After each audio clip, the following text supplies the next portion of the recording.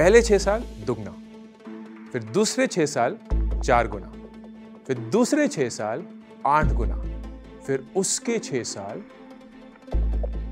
16 गुना।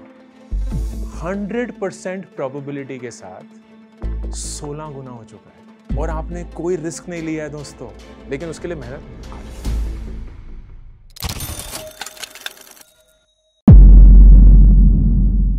Hello sir, making awareness cool while doing epic shit. आपका स्वागत हम किस टाइटल के साथ करें? An entrepreneur, YouTuber, influencer, public speaker या फिर एक बेस्ट सेलिंग ऑथर? ये सारे टाइटल्स दुनिया के लिए बहुत ज़्यादा रेलिवेंट होंगे, बट हमारे लिए आप टीचर अंकुर वारिको हैं। क्योंकि हर स्टेज पे हमने आपसे कुछ सीखा है, कभी फिनेंस, कभी लाइफ, कभी रिलेशनशिप, और इन दिनों तो फिटनेस के बारे में भी सीख रहे हैं। तो पूरे जोश टॉक्स परिवार की ओर से मैं स्वागत करती हूँ टीचर अंकुर वारिको का। Thank you so much, thank you, thank you, thank you. इससे खूबसूरत इंट्रोडक्शन मेरा आज तक नहीं हुआ है, जेन्युइनली बता रहा हूँ। तो thank you Shreya, thank you. Sir मेरा नाम सतीश है और मैं बागी बलिया का रहने वाला हूँ। अच्छा। तो सर अब मैं थोड़ा पैसे रुपए की बात करना चाहता हूँ। बिल्कुल बताइए। सर मेरे पिताजी प्राइवेट नौकरी करते हैं और उनकी एज 51 साल हो गई है अभी। तो सर अभी वो सेविंग शुरू करना चाहते हैं, मतलब शुरुआती अभी से करना चाहते हैं। तो वो उनको मतलब क्या प्लान करना चाहिए अभी, चूंकि शुरू करना चाहें तो उनको क्या क्या स्ट्रेटेजी फॉलो करनी चाहिए? ठीक है, तो कुछ सवाल पूछ सकता हूँ इसके फॉलोअप से? जी। सबसे पहले, क्योंकि वो प्राइवेट नौकरी करते हैं, आपको पता है कि क्या उनकी तनख्वाह में से पीएफ हर महीने निकलता है या नहीं? निकलता है सर। निकलता है जी। बहुत बढ़िया। एंड कितने सालों से नौकरी कर रहे हैं? सर 20 साल हो गए। ओके, ठीक है। एंड उन 20 सालों में थोड़ा बहुत कर करके वो पीएफ निकलता रहा है? जी जी। ठीक है। एक ही जगह पे नौकरी कर रहे थे कि बदलियां नौकरी? एक ही जगह नौकरी कर। बहुत बढ़िया, क्योंकि ज्यादातर माँ बाप एक ही जगह बस जाते हैं तो फिर वो वहीं रह जाते हैं। ठीक है, बहुत बढ़िया। तो सतीश बैठिए जी। Thank you. 50 साल की उम्र में इन्वेस्ट या पैसे के बारे में कैसे सोचा जाए विल बी वेरी डिफरेंट कि 20 साल की उम्र में कैसे सोचा जाए। एंड सबसे बड़ा उसमें अंतर होता है रिस्क का। रिस्क का मतलब क्या हुआ कि जो भी आपके पास पैसा है, जैसे इनके पिताजी जो हैं, उनकी हर महीने कायदे से पूरी शिद्दत के साथ एक डिडक्शन होती है जिसको प्रोविडेंट फंड कहते हैं। जो प्राइवेट एम्प्लॉइज होते हैं उनका ईपीएफ या एम्प्लॉय प्रोविडेंट फंड कटता है। जो कि एम्प्लॉइज नहीं होते हैं वो भी इस स्कीम में एनरोल कर सकते हैं, उसको कहते हैं पीपीएफ, पब्लिक प्रोविडेंट फंड। सबसे बढ़िया चीज उसकी ये होती है कि एक फिक्स्ड रेट ऑफ रिटर्न पे आपका पैसा ग्रो करता रहता है। तो जैसे 2023 की बात अगर हम करेंगे, अगर आप ईपीएफ या एम्प्लॉय प्रोविडेंट फंड में पैसा डालते हैं तो करीब 8.1% आपको फिक्स्ड सालाना रिटर्न मिलता है, जो कि फिक्स्ड डिपॉजिट से काफी आगे है। Fixed deposit on an average आपको 6-6.5% देगा, यहां आपको हर साल 8.1% मिल रहा है। दूसरी चीज, 20 साल से कर रहे हैं तो 20 साल की कंपाउंडिंग ना अलग लेवल की होगी। तो जब सतीश के पिताजी रिटायर करेंगे तो उनको एक तो ग्रेच्युटी मिलेगी जो कि काफी होगी, जो उनकी बेस इनकम है उसका मल्टीप्लाइड बाय जितने साल उन्होंने काम किया है, so will be a very big amount. Plus पूरा का पूरा प्रोविडेंट फंड टैक्स फ्री उनका होगा। तो उनको अपनी रिटायरमेंट एज के लिए प्लान करने की जरूरत नहीं है, क्योंकि with a very high degree of confidence वो सिक्योर हो चुकी है। सतीश और आपके अगर भाई बहन हैं तो वो तो अपने पैरों पे खुद खड़े हो ही गए हैं, तो उनको सिर्फ अपनी और जो आपकी मॉम है या जो भी और परिवार है उसकी देखभाल करनी है, which genuinely with their needs. And ऐसा तो है नहीं कि उनको बंगले गाड़ी खरीदने होते हैं, बहुत कम कम नीड्स ही होती है माँ बाप की, वो उससे सिक्योर हो जाएंगी। तो मेरा सबसे पहला रिएक्शन ये होगा कि आप अपने पिताजी को ये बोलिए, सेविंग्स का ना जबरदस्ती का प्रेशर ना डालें। अगर करना चाहते हैं और बहुत नॉर्मली हो रहा है, बहुत अच्छी बात है, लेकिन ये नहीं है कि अपना पेट काट के और अपने सारी जो चीजें उनको अभी इस उम्र में करनी चाहिए उस सबको रोज रोक के वो जबरदस्ती सेविंग कर रहे हैं, क्योंकि करने की जरूरत नहीं है। वो बहुत अच्छे से बिना उनकी अवेयरनेस के बहुत सालों तक सेव करते आ रहे हैं, and that will really help them once they retire. लेकिन अगर कर सकते हैं देन पैसा कहां डालना चाहिए? अब at 50 as I said, risk आपका बहुत हाई नहीं हो सकता। Now what do I mean by that? And this is very important for all of you as well. सब 20s में अपने at this point, what is your best friend when it comes to money? वक्त, time. And what do I mean by time? I mean कि अगर खुदा ना खास्ता आपने कहीं इन्वेस्ट किया है, लेट्स से स्टॉक मार्केट में किया है, स्टॉक मार्केट हमेशा तो फ्लैट नहीं रहता, ऊपर नीचे चलता रहता है और लोग उससे डर जाते हैं। एंड डरना भी चाहिए क्योंकि ऊपर नीचे, इसका मतलब यह है कि आपका पैसा जितना आपने डाला था उससे कम भी हो सकता है। लेकिन अगर आपके पास वक्त है, विच मीन्स आपके पास उस लॉस से रिकवर करने का टाइम है। लेकिन सतीश के पिताजी या हम सबके जो कि 50-60 साल की उम्र जो हो चुके हैं, अगर वो स्टॉक मार्केट में पैसा डालेंगे एंड अगर खुदा न खास्ता वो पैसा डाउन हो गया या नेगेटिव चला गया, तो उनके पास उतना वक्त नहीं है उससे रिकवर करने का, क्योंकि उन्हें तो अपनी जिंदगी जीनी है ना उस पॉइंट पे। वो रिटायरमेंट जहां इनकम रुक चुकी है लेकिन खर्चे नहीं रुके हैं, उसको तो संभालना ही है। आप सबको लोगों की तो एक तनख्वाह है जो हर महीने आपके एग्जिस्टेंस को या सर्वाइवल को मेंटेन कर सकती है। तो आप तो इन्वेस्ट कर रहे हैं अपने फ्यूचर सेल्फ के लिए, वो तो अपने करंट सेल्फ के लिए इन्वेस्ट कर रहे होंगे, उसको वो रिस्क नहीं ले सकते। तो if he wants to invest, the safest will be वो अपनी ईपीएफ की कंट्रीब्यूशन बढ़ा दे, जो कि हर एक एम्प्लॉय कर सकता है, क्योंकि फिक्स रेट ऑफ रिटर्न है, ऑलरेडी उसमें बहुत पैसा जुड़ चुका है, and the more he adds the more he will get the fixed बिल्कुल risk free rate of return.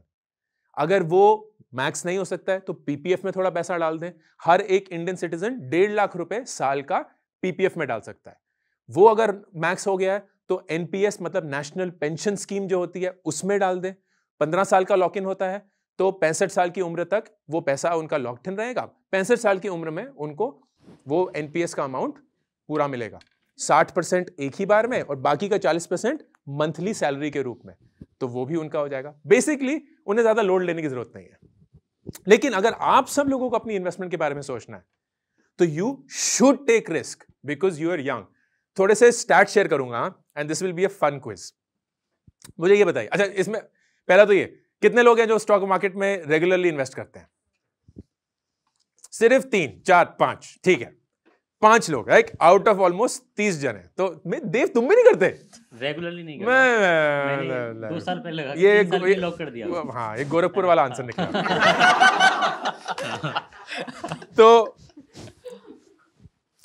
अब मैं ये नहीं पूछूंगा क्यों नहीं करते, ठीक है। कुछ लोगों के पास पैसे नहीं है, कुछ लोगों के पास रिस्क एपेटाइट नहीं है। अगर रिस्क एपेटाइट की बात है तो उसके लिए ये सवाल, व्हाट इज द प्रोबेबिलिटी कि आपका नेगेटिव रिटर्न होगा, कि आप पैसे गवाएंगे अगर आप 1 साल के लिए स्टॉक मार्केट में इन्वेस्ट करते हैं? क्या लगता है वो नंबर क्या है? क्या प्रोबेबिलिटी है कि आपके पैसे, अगर आपने 100 रुपए डाले हैं, फर्ज करिए वो 100 से कम हो गए हैं, क्या लगता है कितनी प्रोबेबिलिटी है अगर 1 साल के लिए इन्वेस्ट करेंगे? नंबर दीजिए मुझे। बिल्कुल सही रिस्पॉन्स है, लेकिन नंबर से शुरू करते हैं तो थोड़ा कॉन्क्रीट हो जाएगा डिस्कशन। क्या लगता है? 50%? ठीक है, 50%। कोई और नंबर? 90% लगता है कि कम हो जाएगा। 90% कम हो जाएगा, देखता हूँ मैं नहीं डाल रहा पैसे। ओके, और कोई? 50% is the right answer. 50% probability है 1 साल के लिए अगर आप इन्वेस्ट करेंगे कि पैसा या तो बढ़ेगा या घटेगा। तो ये तो काफी रिस्की है, तो मतलब सट्टा ही हो गया है, तो गैम्बल है, सिक्का उछाला, हेड्स हुआ या टेल्स हुआ। इसको 5 साल करते हैं। अगर आप स्टॉक मार्केट में 5 साल इन्वेस्ट करेंगे तो अब क्या प्रोबेबिलिटी है कि आपका पैसा नेगेटिव हो जाएगा? और कोई भी 5 साल period in the last any 5 year period, जब से स्टॉक मार्केट शुरू हुआ है हिंदुस्तान में आज तक, कोई भी 5 साल का पीरियड उठा लीजिए तो फर्क नहीं पड़ता कि आपने कब इन्वेस्ट किया था, कि अरे पीक में इन्वेस्ट किया, डाउन में, कोई फर्क नहीं पड़ता। किसी भी 5 साल के पीरियड को लीजिए, व्हाट इज द प्रोबेबिलिटी कि आपका पैसा नेगेटिव हो चुका है? What do you think is the answer now? अगर खराब स्टॉक्स नहीं है तो 0%। अच्छा, oh that is a very good question. आपने कहां इन्वेस्ट किया है? आपने कोई स्टॉक नहीं उठाया, क्योंकि हमें क्या पता कौन सा स्टॉक उठाना है। हम रिलायंस उठाएं, एसबीआई उठाएं, एचडीएफसी, हमें नहीं पता। हम ना भारत की टॉप 50 कंपनीज में इन्वेस्ट करेंगे। उसका एक इंडेक्स होता है, उसका नाम होता है Nifty 50। Nifty 50 is the top 50 companies in India listed on the stock exchange. तो सर पैर नहीं लगाना, सोचना ही नहीं है। किसी ने वो 50 कंपनियां ऑलरेडी सेलेक्ट करी हुई हैं, हमें सिर्फ जाके उसका एक म्यूचुअल फंड खरीदना है, जो कि बहुत आराम से, आसानी से अवेलेबल है, निफ्टी 50 म्यूचुअल फंड। तो अगर आपने उसमें डाला है तो वेरी गुड रिस्पॉन्स, डिपेंड करता है कि किस पे। तो हमने निफ्टी 50 के म्यूचुअल फंड में पैसा डाला हुआ है 5 साल। व्हाट इज द प्रोबेबिलिटी कि आपका पैसा नेगेटिव हो चुका है? बताइए।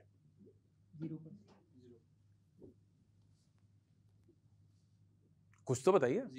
0, ठीक है। और 5%, ठीक है, धीरे धीरे बोली लग रही है। और कोई 0.1 इतना मैथ नहीं किया। तो इसका आंसर है 10%। देयर इज अ 10% प्रोबेबिलिटी कि आपका पैसा नेगेटिव है। अगर आप 10 साल के लिए इन्वेस्ट करेंगे, the probability of you losing money is 0। In fact I will take it forward, क्योंकि नेगेटिव तो बिल्कुल बेसलाइन है ना ब्रो। मतलब हमें तो पैसे बनाने हैं, 0% थोड़ी कमाना है। तो सबका प्यारा फिक्स डिपॉजिट एफडी एफडी पे पोस्ट टैक्स आपको काट कूट के कुछ 6% मिलता है, तो मतलब प्री टैक्स 8% रिटर्न तो बनना ही चाहिए, वरना फिर फायदा ही क्या है। तो what is the probability that you will get 8% return 10 साल के लिए? अगर आपने निफ्टी 50 में इन्वेस्ट किया तो क्या प्रोबेबिलिटी है आपको कम से कम 8% रिटर्न मिलेगा? बताइए, what do you think is that number? 70%? और कोई? 100? It's 100%. It's 100%. It's 100%. 100% दोस्तों। आप अगर निफ्टी 50 के म्यूचुअल फंड में किसी भी 10 साल के पीरियड में इन्वेस्ट करते, आप हमेशा कम से कम 8% कमाते। Average is 12% return. Average is 12% return, which means जो रिस्क वाकई में है ना, जो कि है, हम डिनाई नहीं कर रहे हैं, उस रिस्क को मैनेज करने का सबसे बेस्ट तरीका वक्त है, जो आपके पास है, जो आपके पास है, जो सतीश के पापा के पास नहीं है, क्योंकि वो 60 साल पे रिटायर कर जाएंगे, तो उनके पास तो सिर्फ 9 ही साल है, लेकिन आपके पास तो 30-40 साल है इन्वेस्ट करने के। तो आप तो गारंटीड पैसे पे बैठे हुए हैं, गारंटीड पैसे पे, कोई शक, कोई सवाल नहीं है। देयर इज 100% प्रोबेबिलिटी कि आप ना ही पॉजिटिव रिटर्न्स बल्कि मिनिमम 8% रिटर्न कमाएंगे and on an average 12% return कमाएंगे। सेकेंड थिंग, 12% रिटर्न का मतलब क्या होता है? Do you know what is 12% return? मतलब 12% रिटर्न से how do you imagine 12% return? Like अगर एफडी है 6% की, तो पैसा दुगना होने में कितना टाइम लगता है पता है कुछ? अगर 6% रिटर्न एफडी देती है, पैसा कितने वक्त में दुगना होता है? 12 साल में। ठीक है, ये होता है रूल ऑफ 72। बड़ा इंटरेस्टिंग रूल है। 72 को अगर आप रेट ऑफ रिटर्न से डिवाइड करेंगे तो अप्रोक्सीमेट साल दुगना होने के लिए आपको पता चल जाएंगे। तो अगर कोई भी 6% रिटर्न दे रहा है, जो कि एफडी देती है, तो आपका 12 साल में पैसा दुगना होगा। मतलब 24 साल में अगर आपने 24 साल की कोई एफडी कर ली, लाइक लगे रहे, बस मम्मी पापा का एकदम अरमान पूरा किया है, माँ आपने बोला था एफडी ही है, तो 24 साल तक आपने एफडी करी, आपका पैसा 4 गुना हो चुका है। पहले 12 साल दुगना, फिर दूसरे 12 साल दुगने का दुगना, मतलब 4 साल। जो म्यूचुअल फंड आपको 12% दे रहा है, वो कितने साल में दुगना हो रहा है? 6 साल में। तो क्या हुआ? 24 साल में पहले 6 साल दुगना, फिर दूसरे 6 साल 4 गुना, फिर दूसरे 6 साल 8 गुना, फिर उसके 6 साल 16 गुना। आपका पैसा एफडी में 4 गुना हुआ है और वही म्यूचुअल फंड में 100% प्रोबेबिलिटी के साथ 16 गुना हो चुका है।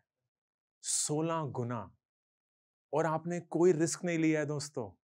ऐसा नहीं है कि आप लगे हुए हैं, चोरों से बच रहे हैं, तिजोरियां बचाई हुई हैं, कुछ नहीं है। सिर्फ पूरी शिद्दत के साथ एक एसआईपी खोला हुआ है। जैसे सतीश के पापा ने ईपीएफ में कंट्रीब्यूशन करते रहे, वैसे ही जो भी आपकी तनख्वाह है उससे जैसे ही आती है कट जाती है। आप बैंक को ईएमआई दे देते हैं, उसको देने में आपकी हालत खराब हो जाती है, लेकिन खुद की एसआईपी करने में आप कभी भी उतनी लगन से नहीं करते हैं। And that is a tragedy. है ना, हिंदुस्तानी परिवार में ये कॉन्वर्सेशन नहीं होती है। एक हर एक इंसान ये बोलेगा कि फैमिली कब स्टार्ट कर रहे हो, लेकिन कोई भी ये नहीं बोलता एसआईपी कब स्टार्ट कर रहे हो। कोई नहीं बोलता, पैसे के बारे में बात ही नहीं होती है। तो इसीलिए बहुत जरूरी है कि हम अपने माँ बाप से तो ये नहीं सीख पाएंगे, क्योंकि वो एक बहुत ही अलग देश में, बहुत ही अलग एनवायरनमेंट में पले बड़े। ये आपको खुद ब खुद ही सीखना पड़ेगा, and this is the surest way of doing it. तो एक चीज जो इस कॉन्वर्सेशन अगर आप ले पाएंगे कि अगले महीने से फरवरी 2024 आपकी एसआईपी शुरू होगी, एंड आप अपने आप को बस ये बोलते रहेंगे कि यार 10 साल zero risk of me losing money, and 10 साल तो मिनिमम है। अगर आप 25-26 साल के भी हैं, 36 तक तो बेर मिनिमम काम करेंगे ही ना। फिर 40 साल में फायर और वो सब जो आपको करना है लाइफ में, वो सब कर लेना। एंड 40 साल में मैं दावे के साथ लिख के दे सकता हूं कि अगर आपने सही से इन्वेस्ट किया ना, आप वाकई में 40 की उम्र में ही रिटायर कर पाएंगे। आपको उससे ज्यादा काम नहीं करना पड़ेगा, लेकिन उसके लिए मेहनत आज। तो सतीश, आपके होपफुली पापा को जवाब मिल गया, लेकिन आपको भी कुछ जवाब मिल गया। थैंक यू एंड आप सबको भी थैंक यू। हाय सर, मेरा नाम शिवांगी है, बट ये क्वेश्चन मेरी फ्रेंड का है जो आ नहीं पाई, बट उसको पता चला आप आ रहे हैं तो उसने भेजा ये क्वेश्चन। गोरखपुर की ट्रेन मिस हो गई होगी उनसे। बताइए शिवांगी। ठीक है, तो सर मतलब अभी उसकी जैसे वैसे तो सैलरी ओपनली डिस्कस नहीं करते, बट सिंस उसने ये क्वेश्चन पूछा है सो आई एम आस्किंग यू कि उसकी सैलरी अभी 30,000 है और अभी वो हैदराबाद में रहती है, तो उसका रेंट वेंट का 10-12 हज़ार चला जाता है, 3,000 मतलब 5-6 हज़ार खाने पीने में चले जाते हैं, 2-3 हज़ार ट्रांसपोर्टेशन में चले जाता है, और कुछ दोस्तों के साथ पार्टी वार्टी करने में, तो ले दे के महीने के अंत में 3-4 हज़ार बचते हैं। तो वो जानना चाहती है कि वो इस पैसों से सेविंग या इन्वेस्टिंग कैसे करे। बढ़िया, बहुत बढ़िया सवाल। Thank you. तो शिवांगी, ये आपके दोस्त के लिए, आपके लिए है, आप सब लोगों के लिए भी है। बहुत लोगों को ये गलतफहमी है कि जब तक अमाउंट जो हम सेव कर रहे हैं वो बड़ा नहीं होगा ना, तब तक कुछ हिलेगा नहीं। बट वो गलत है। क्यों? क्योंकि जैसे मैंने बताया, जितने वक्त के लिए आप इन्वेस्ट करते हैं, that is far more important than आप कितना इन्वेस्ट करते हैं। Over time there is something called compounding that happens, and compounding का सबसे बेस्ट एग्जांपल ये है, थोड़ा सा बेसिक से समझाने की कोशिश करूंगा, वही टीचर वाला जो श्रेया ने बताया था वो थोड़ा सा मोल्ड डालकर, कि अगर आप 10,000 रुपए कहीं इन्वेस्ट करते हैं एंड आपको 10% रिटर्न मिलता है, तो पहले साल आपको कितना रिटर्न मिला? 1,000 रुपए। ठीक है, 10,000 का 10%, तो आपका साल के एंड पे टोटल वैल्यू कितना बना है? 11,000। अब अगले साल आपको वही 10% रिटर्न मिलता है, ज्यादा नहीं। अब आपको कितना रिटर्न मिला at the end of second year? 1100। पहले साल कितना मिला था? 1,000। बढ़ कैसे गया? बिल्कुल। तो आपके 1,100 रुपए जुड़े। अब आपका टोटल कॉर्पस कितना हो गया? 11,000 प्लस 1,100, 12,100। वही सेम 10% मिला। अब आपको कितना रिटर्न मिला? 1,210 रुपए। फिर से बढ़ गया, तो वो बेस भी बढ़ गया। तो आपने मेहनत नहीं करी, आपने बोला यार 10% ही दे दो, मुझे ज्यादा नहीं चाहिए, मुझे ज्यादा ग्रो नहीं करना है, मुझे कंसिस्टेंटली ग्रो करना है। पहले साल 1,000 रुपए, दूसरे साल 1,100 रुपए, तीसरे साल 1,210 रुपए। एंड ऐसे ही अगर आप लगे रहेंगे तो you will find what is called a exponential curve. हमारी प्रॉब्लम क्या है एज ह्यूमंस? हम ऐसे सोचते हैं, this is called straight line thinking. हमें लगता है दुनिया ऐसे चलती है, लेकिन कंपाउंडिंग जो है वो शुरू में बड़ी धीमी होती है और फिर एकदम तेजी से रफ्तार पकड़ती है। So here's another example. अगर आपकी दोस्त हर महीने 5,000 रुपए का SIP कराएगी और वो 30 साल तक कराएगी, पहले लेके चलते हैं कि एक साल में वो कितना इन्वेस्ट करेगी। तो एक साल में कितना इन्वेस्ट करेगी अगर वो 5,000 रुपए महीना कर रही है? 60,000। 30 साल में टोटल इन्वेस्टमेंट कितनी हो जाएगी? 18 लाख रुपए। ठीक है, थोड़ा सा मैथ में मैं हेल्प कर देता हूं क्योंकि बहुत स्ट्रेंज नंबर हो जाते हैं। 18 लाख रुपए, ठीक है। 5,000 रुपए हर महीना, बिल्कुल बढ़ाया भी नहीं। आपकी दोस्त की तो तनख्वाह भी बढ़ती रहेगी, 30,000 से वो कभी 3 लाख रुपए भी कमाएगी। लेकिन हम मान के चलते हैं नहीं, आपकी फ्रेंड जो है वो पार्टी वार्टी करेगी, वो है ना 5,000 रुपए से ज्यादा मैं नहीं खर्च करूंगी। वापस घर भी जाना है, गोरखपुर एयरपोर्ट भी बन गया होगा तो महंगा महंगा। ये 18 लाख रुपए 30 साल में कितने बन गए होंगे? अगर ये आपने वही निफ्टी 50 12% पे डाला होता, नहीं तो हम रिस्क भी नहीं लेंगे, हम यानी क्रिप्टो विप्टो नहीं कर रहे हैं हम कुछ, हम बिल्कुल भारत की टॉप 50 कंपनीज में इन्वेस्ट करेंगे। बताइए 18 लाख रुपए कितने बन गए होंगे? मतलब कम होगा, 5 करोड़ 40 नहीं होगा, क्योंकि वो इंटरनल रेट ऑफ रिटर्न। हाँ ठीक है, बहुत बढ़िया, आप समझदार हैं, पर नंबर बताइए। ये एकदम कंसल्टेंट वाला आंसर दिया, मुझे आंसर नहीं बताया, लेकिन मैं बता देता हूं कि होता क्या। इंटरनल रेट ऑफ रिटर्न है, अब तुम संभाल लो। बड़ा ही बॉस लेवल आंसर दिया है, बड़ा मैनेजर लेवल ऐसे ही काम करते हैं। देख भाई, समझा देता हूं करना क्या है, करना तुझे है। ओके हाँ, और कोई? 18 लाख रुपए बनेंगे 1 करोड़ 75 लाख रुपए। 1 करोड़ 75 लाख रुपए, 1 करोड़ 75 लाख रुपए। 5,000 रुपए की SIP है। ये 5,000 रुपए तो शिवांगी के दोस्त के लिए 5 साल में 2,000 भी नहीं रहेंगे, क्योंकि इन्फ्लेशन हो चुका होगा, तनख्वाह बढ़ चुकी होगी। एंड मैं 30 साल की बात कर रहा हूं, अगर वो 25 की हैं तो 55 पे वो करीब 2 करोड़ पे बैठी होंगी, विच इज इनसेन। अगर इसी 5,000 को आप हर साल 10% से बढ़ाएंगे, तो शिवांगी की दोस्त बोलती है नहीं, थोड़ा पार्टी कम करना चाहिए, हम ज्यादा भावनाओं में भी नहीं बहेंगे, तो अंकुर वारिक को भी खुदा नहीं है और मैं भी एकदम ठीक रहना चाहती हूं। 5,000 रुपए को हम 10% से हर साल बढ़ाएंगे। तो पहले 1 साल 5,000 रुपए महीना, दूसरे साल 5,500 रुपए महीना, फिर तीसरे साल 6,050 रुपए महीना वगैरह वगैरह। अब कितना हो जाएगा? करीब 4.25 करोड़ रुपए। 4.25 करोड़ रुपए, 4.25 करोड़। ये पैसा अगर आपको 55 साल की उम्र में मिल जाएगा, आपको कुछ और नहीं करना पड़ेगा। और 55 साल आपको, ऑफ कोर्स 25 साल की उम्र में ना 55 साल लगता है, अरे इसमें तो कुछ क्या करेंगे, दांत भी नहीं रहे होंगे, हाथ पैर नहीं होंगे, क्या करेंगे 4 करोड़ का। But trust me, life is going to be very very long, your income will stop at one point of time. And ऐसा नहीं है कि आपने इस 4.25 करोड़ को कमाने के लिए अपनी पूरी जिंदगी 55 साल तक गवा दी होगी। बिल्कुल भी नहीं हो रहा है कि भैया पार्टी वार्टी कम करनी है या कुछ और करना है, कुछ नहीं। प्लीज बजट, जो भी आपके महीने की तनख्वाह आएगी उसमें से कुछ अमाउंट आपको खर्च करना ही है जिंदा रहने के लिए, रेंट पे, खाने पे, बिजली पानी पे, ट्रांसपोर्ट पे। कुछ अमाउंट आप कायदे से बजट करके अपनी खुशियों के लिए भी खर्च करिए। फोन खरीदना है, कपड़े खरीदने हैं, बाहर खाना खाना है, पार्टी करना है, वेकेशन करना है, बिल्कुल करिए, आराम से कर सकते हैं। लेकिन अगर आप अपने आप से वादा कर लेंगे कि यार 20% मेरी तनख्वाह का हर महीने मैं इन्वेस्ट करूंगी ही करूंगी, 20%, then you will save your entire life from any damage possible financially. कोई और लोड नहीं लेना है, कोई रिस्क नहीं लेना है, कुछ पागलपन नहीं करना है, बस आंखें बंद करके एक 20% की म्यूचुअल फंड SIP करनी है बस, and you will be taken care of for life.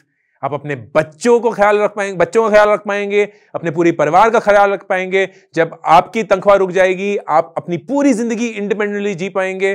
Bharat में सबसे बड़ी प्रॉब्लम यह है कि माँ बाप को ऑटोमेटिकली लगता है कि बच्चे हमारा ख्याल रखेंगे।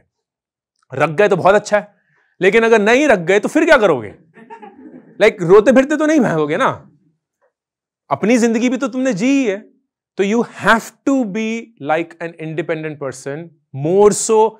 आपके अगर बच्चे हुए, पहले तो क्वेश्चन मार्क किया कि बच्चे करेंगे कि नहीं करेंगे, वैसे ही कम कर रहे हैं, लेकिन अगर आपने कर भी दिए तो ये तो मैं गारंटी लिख सकता हूं कि आपके बच्चे आपका ख्याल नहीं रखने वाले, क्योंकि वो मार्स पे होंगे, वो कहां आ रहे होंगे वापस धरती, मतलब मम्मी पापा से मिलने, ये सब। मतलब यहां तो गोरखपुर से आई हैं, वो तो 9 महीने नहीं होने वाला है। एक 9 महीने की एक फ्लाइट लेके कोई मार्स से भारत नहीं आने वाला है।